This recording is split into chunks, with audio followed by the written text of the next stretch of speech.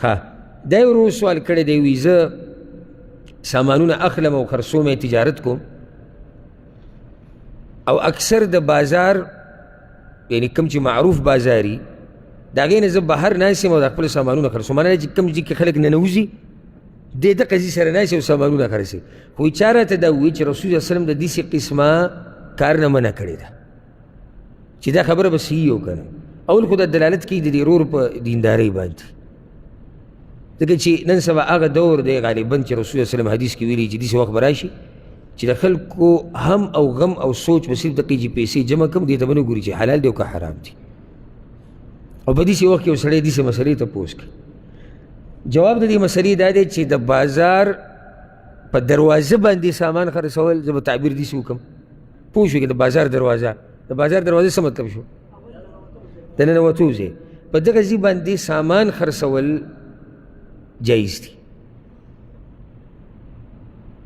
دته چې چا دا مسله بیان کړې ده هغه په مسله نه دی پوه شوی مسله دا دی چې حدیث کې منع راغلې ده چې رسول صلی الله علیه وسلم اغستونکې منع کړی دی د دې نه چې بهر د بازار نه چې څوک راځي سامان خرڅوي تاسو ته سامان بهر مالوي بهر د بازار چې څوک سامان خرڅوي راغی سامان خرڅوي تاسو ته په لاره کې سامان مالوي بیه مه کوئ دا مسله کېدي چې اکثر خلک اول پیروي او دا دلیل یې په دې باندې چې موږ د دین نه څومره لرې پاتې شو حالانکې دا ډېره اهمه مسله ده حدیث کې دا راځي عبدالله بن عمر حدیث په صحیح بخاري کې دی رسول صلی الله علیه وسلم وایي سامانونه ما اخلی حتی یهبط بها الى السوق تر څو چې دا سامانونه بازار ته رادننه کړی شوي دی او یو حدیث کې داسې راځي امام بخاري راوړی عبدالله بن عمر دی دا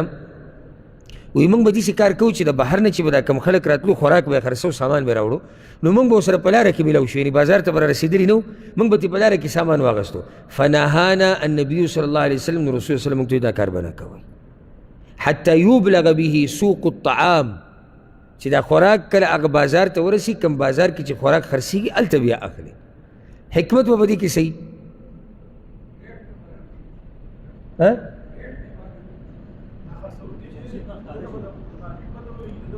بارک الله فیک زار او قربان د دې ښایسته شریعت نه څومره ښایسته دین دی چې ضرب برابر په چا باندې ظلم نه مني نقصان دا دی لکه اوس ګوره د بازار نه بهر ته راووتې د بازار نه بهر او زه دې ولیدم ما سامان ځان سره راغستی راوړم یې بازار ته او ته ماته را خرڅوې نه زه هم را خرڅوم زه به صحیح شو دا یو ډبې ماله په 15 روپۍ راکړه یاره زه 15 روپۍ زه بیا هم څه لږه ډېره فایده 15 روپۍ زه صحیح شو 15 روپۍ ستا شو بازار کې دا په لس خرڅېدو خو زه بازار ته پرې نه ښوتم او زه د بازار د ریټ نه خبر نه یم خو ده راته ووایي یاره ما باندې را خرڅوې نه ما به خرڅ کړو تاوان ما وکړو شریعت دا نه غواړي چې دا تاوان دې وشي خو دې ورور چې کوم سوال کړی دی او د دې چې کوم حال دی نو ظاهر دی چې دا جایز دی ولې ګوره چې یو سړی ټول عمر د بازار په دروازه کې ناشي او یا خلک راځي او دغه بازار په دروازه کې کینی او سامانونه خرڅوي نو د بازار دا دروازه هم بازار شو که نه بازار نه شو دا دروازه کې چې دومره ګڼه جوړه دوی به د نه ریټه نه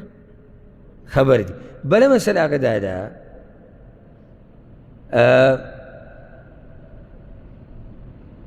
کوم سړی چې دروازه کې ناست دی او دا د روزمره طریقه د سامان خرڅوي دی د هغه سړي په شان دی چې له لرې نه راغلی دی د بهر نه او په لاره کې ورسره یو سړی میلاو شو سامان یې ته واخیستو